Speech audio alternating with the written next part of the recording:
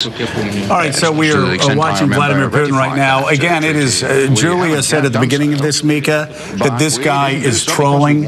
It is absolutely unbelievable. He's now lecturing us on climate change. And Vladimir Putin, when he speaks, the whole world stops. This guy has drawn. He slipped into a tub of butter. But this is perfect. I remember watching the debates during the election season, and questions kept coming back to Russia, to Putin. It was perfect for him. This is what he wants. This is what he wants us to talk about him.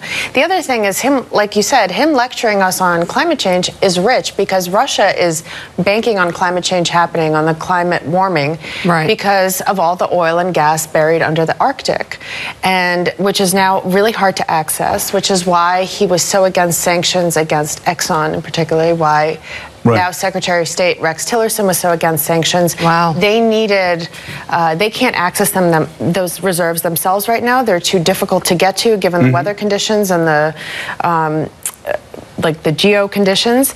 They need American technology to do that. If the Earth warms, the Arctic becomes more and more accessible. It's great for Russia, and they're quite open about it. Can you give us perspective on Russia? That's all we've been talking about is Russia for the past 6 months to a year. Can you give? I remember one of my law professors coming back, went to Russia. I'm so old, the Cold War was still going on. And he came back and he said, we were asking, what was it like? What was the Soviet Union like? He said, it's a third world country with a lot of nuclear weapons. The guy said, I was shocked.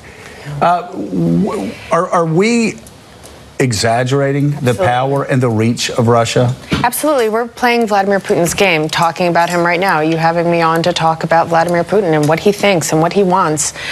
This is perfect for him. This is a win. When you go to Russia, it's a country that's struggling economically. We're talking about double-digit inflation on food prices, basic foodstuffs. The ruble has lost half its value. The economy is barely moving.